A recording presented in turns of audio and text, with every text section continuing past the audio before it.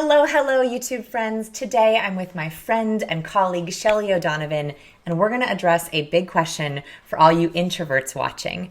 If you're an introvert, how do you survive in an open office plan? Shelly, welcome to our channel. Thanks for talking to me today. Thank you for having me.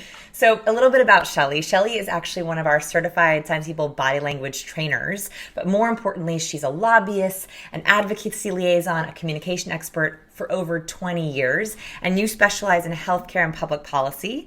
Yeah. You're also, a little known fact is you're also an introvert. So Shelly, have you always been an introvert? Tell me about that kind of story and process. Sure. So I grew up and people would say, oh, she's so quiet, she's so shy. And along the way, I just began to notice that maybe I didn't always want to be shy and quiet. And so an introvert is actually not shy necessarily, but they're just inward thinking. They kind of focus in. If they need to concentrate on something, they pull in. And so along the way, I started to push myself out and to do things to kind of broaden that. So I joined the debate team in high school, and I later led the marching band and just moved on into like the baton? Like with the baton? Yes. Led the whole band. Oh my gosh. By the way, I've always wanted to have my own baton and just I have on my desk, I have a wand from Harry Potter World. Like one day I'm just going to lead. I'm going to lead my Harry Potter. Okay. So you began to become more extroverted. Are you an extrovert now?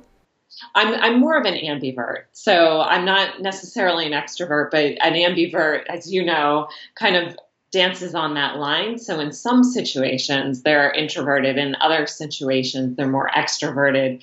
I really do love people and love learning about people. And so eventually I became a lobbyist, and then I did advocacy work, working with people and really just trying to push out good public policy in the healthcare space.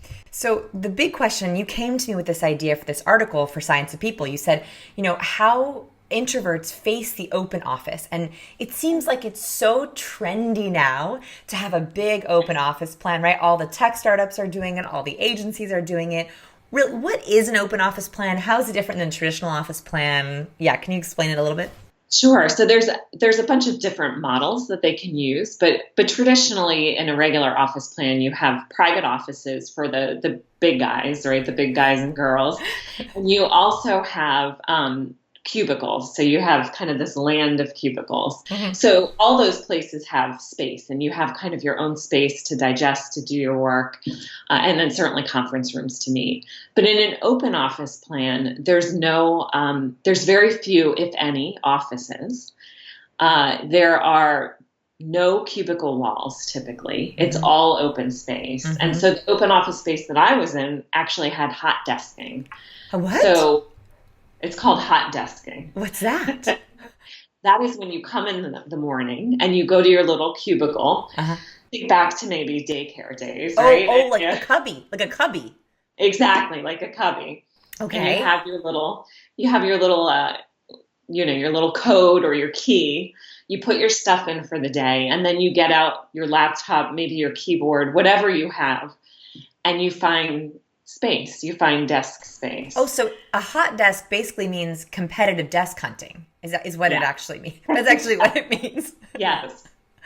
Oh, I'm not even an introvert, and that makes me anxious just even thinking about it. Exactly. So why is this a challenge for introverts? Like why?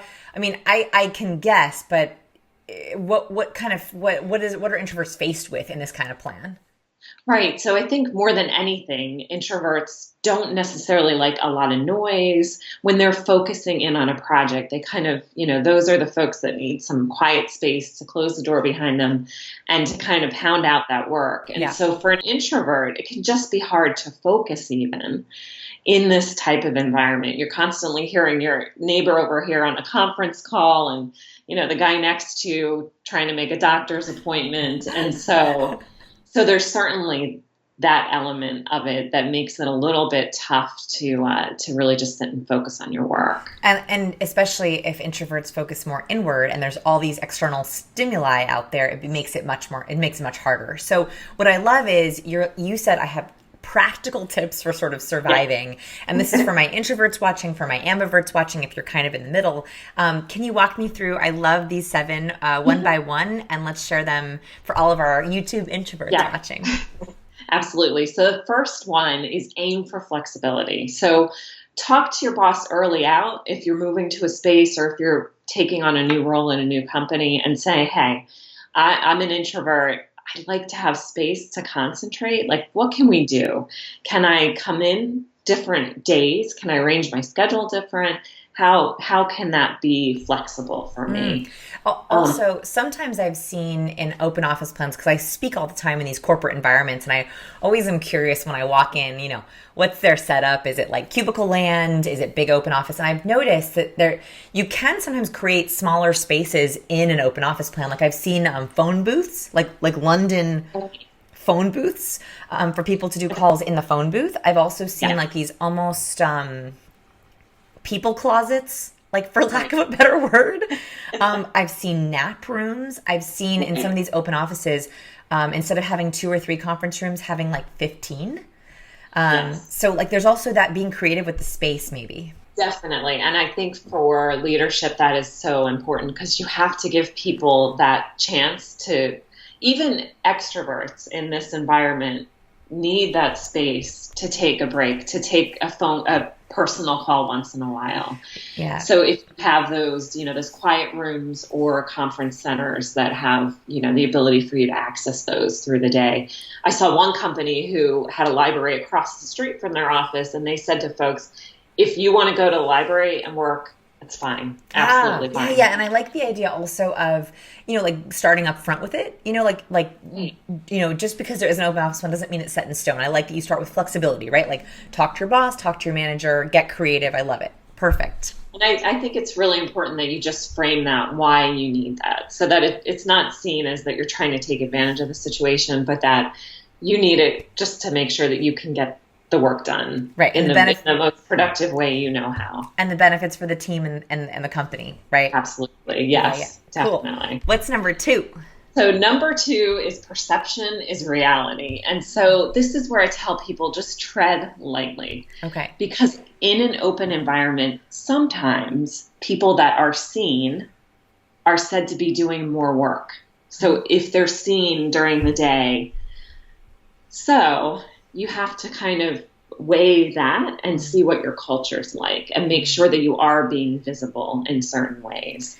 So that you're seen working in that visible environment, you're near the boss sees you working, and to make sure that that's pieced through in the day as well, so they know that you're there doing your work.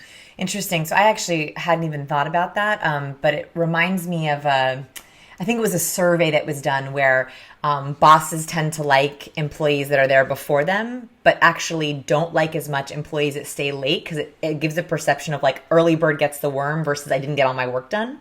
Right. Like a kind of very, it was a survey. It wasn't a huge scientific study, but I was like, oh, wow. Like you usually think, oh, stay late, like be there. Right. But actually early bird gets the worm. And I know that we're going to talk a little bit later about timing. So keep that in mind for maybe how you plan out your day and visibility.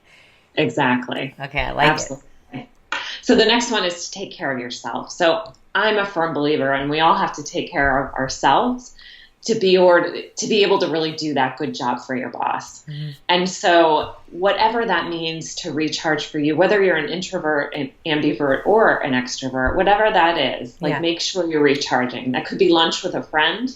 It could be going in your car and, grabbing a sandwich and just sitting in your car for that hour. Mm-hmm. Whatever it is to recharge those batteries during the day, you need to try to find that for yourself. I also Otherwise think you get burned out. Oh God, and burnout is the biggest thing you have to worry about. And if you're constantly being stimulated by other people's conversations, people popping by your desk.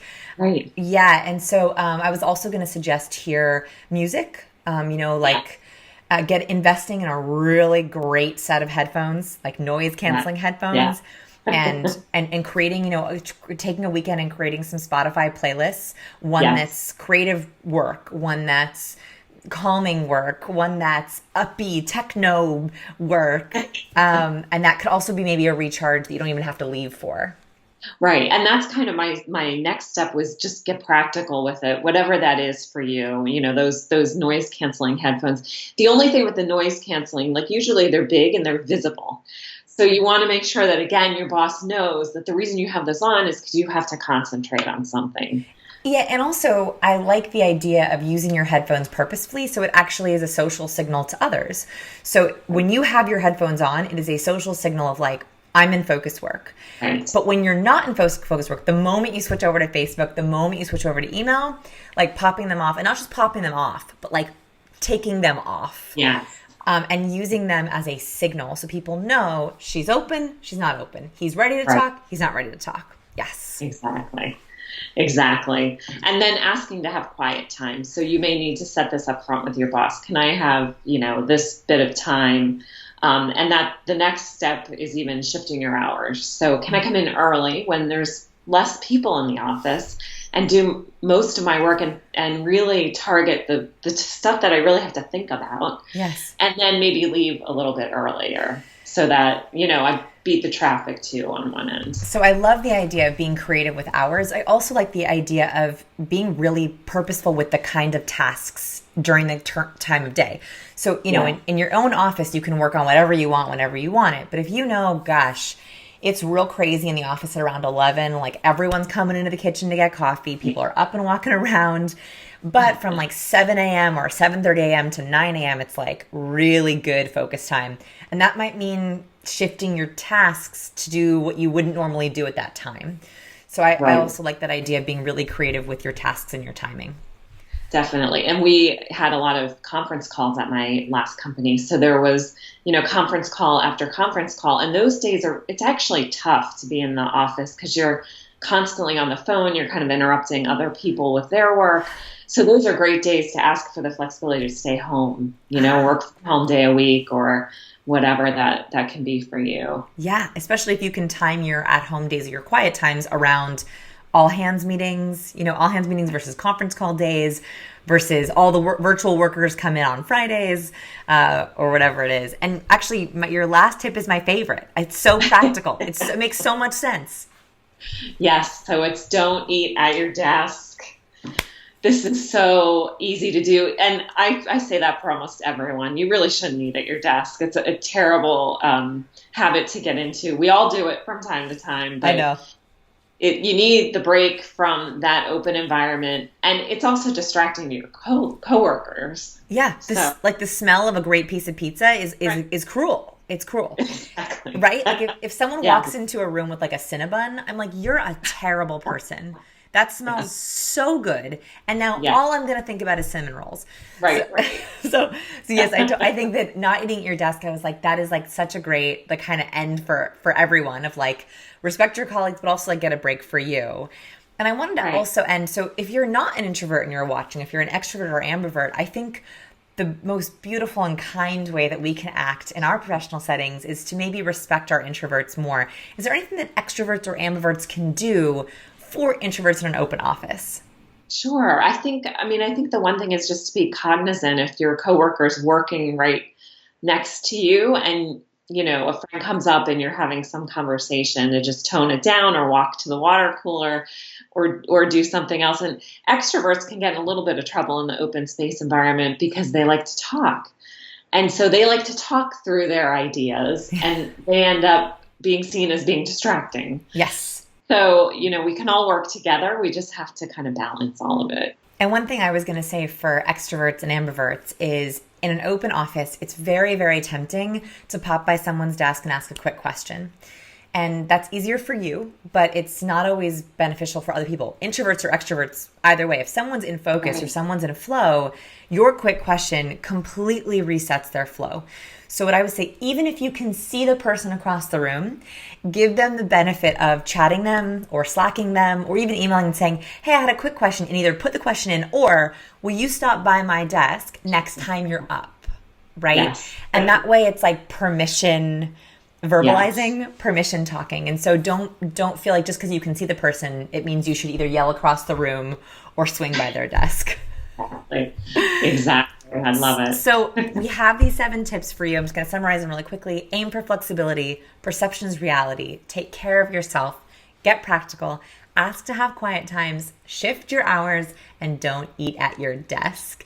Shelly, I want to thank you so much for joining us today. Thank you, Vanessa. All right, all my YouTube friends, tell me below in the comments which was your favorite one, which tip you're going to start with first, if you like your open office, and any other tips you have for fellow introverts at work. And if you like the video, give it a like. Thanks, guys. Bye.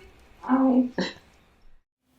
Oh man, we made it to the end of the video, but have no fear, we have so many cool videos for you to watch, and I want you to see our new video every week, so please subscribe to our channel. We always have cool tips, fun advice, and all kinds of human behavior hacks for you to try to elevate your relationships. Thanks for watching.